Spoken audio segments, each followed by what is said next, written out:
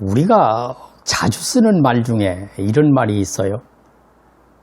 내 말은 무슨 얘기인지 도무지 이해할 수가 없구나. 도무지. 이 도무지라는 말이 있어요. 그런데 이 도무지가 어디에서 유래되었는가? 이거를 말씀드리겠습니다. 도모지라는 게 있어요. 근데 이거는 물 묻힌 종이를 바른다는 말로 죄인의 얼굴에 물을 적신 종이를 겹겹으로 붙여가지고 마침내 숨이 막혀 죽음에 이르게 하는 형벌의 하나다. 이렇게 알려져 있어요. 이것이 매천야록에 기록되어 있습니다. 근데 그 매천야록이라고 하는 것은 황현이라는 사람의 호가 매천인데, 이 사람이 1855년에 태어나가지고 1910년에 세상을 떠납니다. 47살을 살았는데 전남 광양 출신으로서 어려서 시문을 잘 지었고 1885년에는 생원시의 장원으로 급제를 했다고 합니다. 그런데 1910년에 경술국치인 그 한일 합방이 되자 통분하여 그 절명시 4편을 남기고 음독 자살하게 됩니다.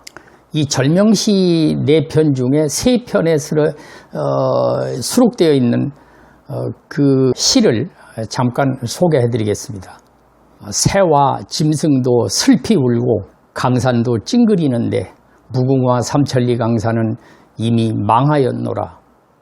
가을 등불 아래 책을 덮고 눈물로 생각하니 세상에 배운 사람 노릇 이토록 힘들 줄이야. 이 사람이 죽기 전에 썼다는 이 시를 보면은 절박한 심정, 그 통분한 그 마음을 어떻게 할 길이 없다. 나라가 망했다. 이래서 자긴 죽을 수밖에 없다. 이런 심정으로 쓴 시가 아닐까 싶습니다. 매천야록이라고 하는 것은 한말의 비사를 기록한 책인데, 영남과 그 호남의 선비들이 성금을 모아서 출간을 했다고 그러고요. 조선발기 역사를 연구하는 사료로 활용되고 있다고 합니다.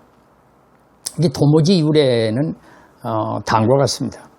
조선시대는 시족이 모여 사는 마을이 많습니다.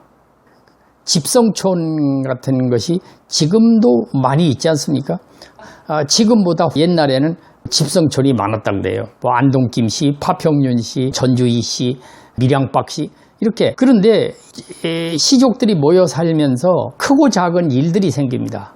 그러면 이거를 해결하기 위해서 집성촌에 사는 같은 성씨의 사람들 중에서 그 신망이 있고 인품이 훌륭한 분들이 모여가지고 회의를 하고 종중의 일을 결정하고 이렇게 합니다.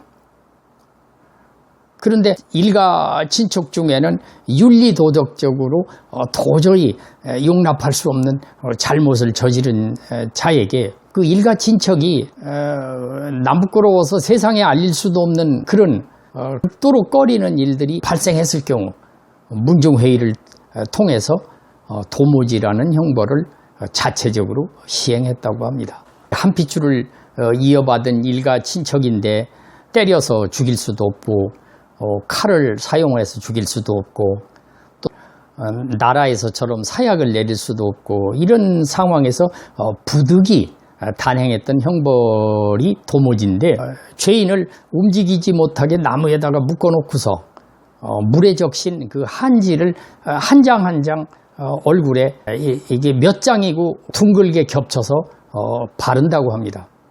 이렇게 하면은 형벌을 받는 사람은 앞이 보이질 않고 나중에는 소리를 들을 수도 없고 말도 할 수 없는 상태가 됩니다. 이처럼 여러 겹을 이만하면 됐다 싶을 정도로 바르는데 결국 한지가 마르면서 숨을 쉬지 못하고 죽게 됩니다.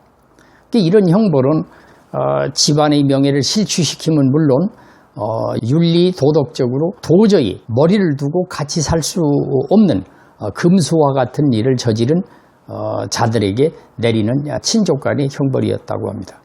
현재 우리가 사용하는 그 도무지라는 단어는 이 도모지에서 유래되었다고 합니다.